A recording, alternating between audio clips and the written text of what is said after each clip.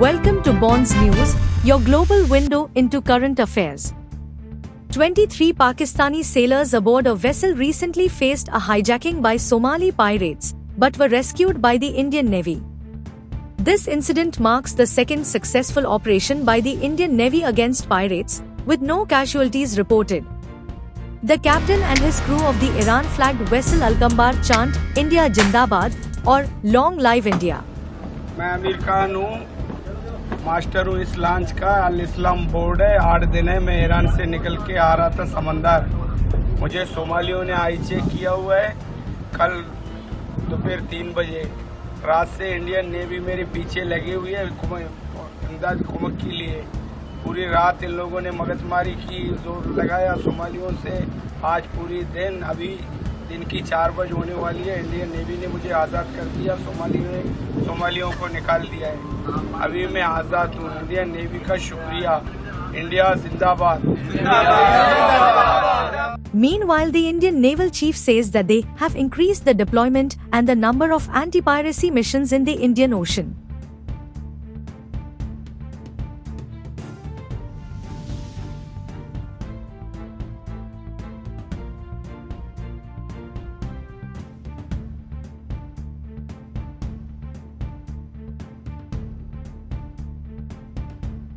The Indian Navy's swift and effective actions have been crucial in ensuring the safety of maritime activities in the region.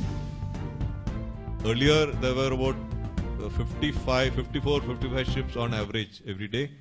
Abhi, it has gone up to about 65 to 66. There has been an increase in the number by about 20%, I would say.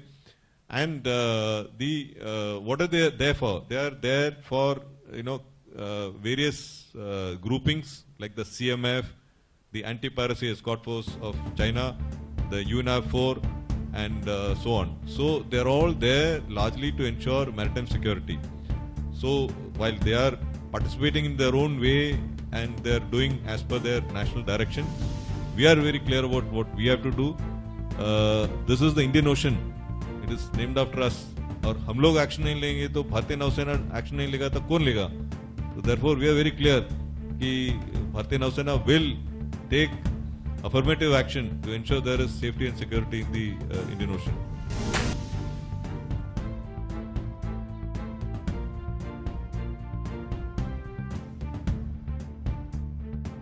Stay tuned for the latest updates.